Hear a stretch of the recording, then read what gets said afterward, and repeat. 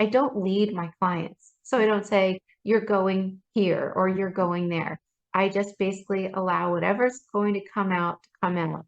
And all of a sudden it was this other sounding voice. That was her voice, but it sounded way more masculine and it had almost like an accent.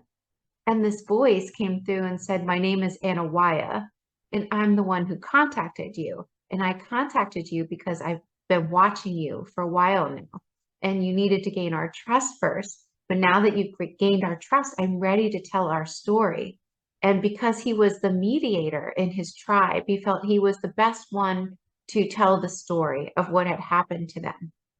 And then he claimed that he was not in any way like dead, that he was focusing his energy in a type of meditation. What happened was I had this client that, well, I won't call her client, a hypnosis subject who actually contacted me at this particular time.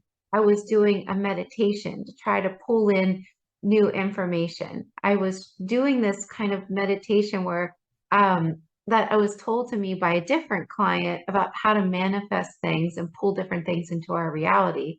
And I was focusing on gratitude and just asking the universe, I'm ready for more information because for me, it's really exciting and I can't wait to find out more. And I love the feeling that the information that comes through that I put into books helps so many people. So I'm just so excited for more.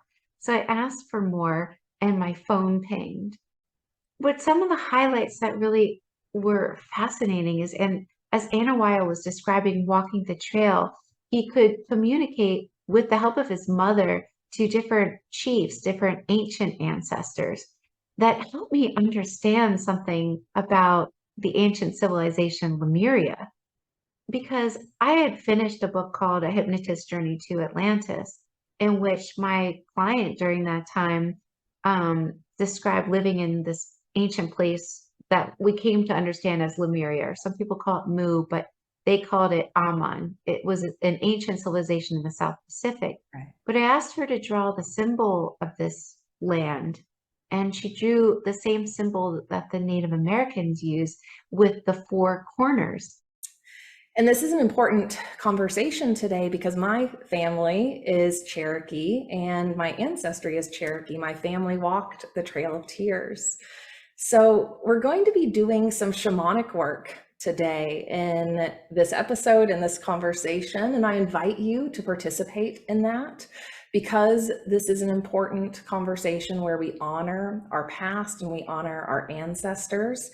I've opened sacred space and I've called on the four directions and called on Mother Earth and Great Spirit and all of our highest level guides and ancestors and angels to support us and be present in this conversation. That, it's only by facing the darkness and facing, these sorts of things that are very, real for us as part of our history. It lives in all of us. It's only by Right. facing that we can really move forward in new ways. So it's even though it's hard to read and discuss that sort of information, we it's like we have to go into the darkness. It's like we have to acknowledge it, see it, feel it a bit to allow it to release, not just for us, but for everyone who came before us.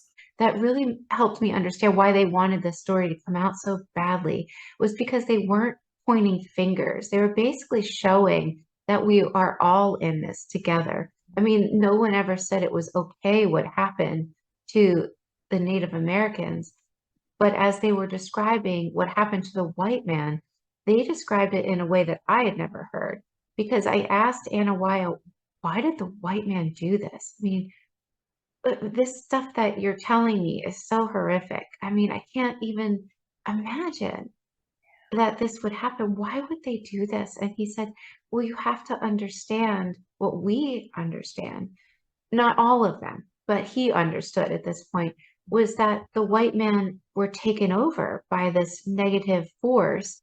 And he said the white man's culture was stolen from them so long ago that they don't even remember that they have a culture.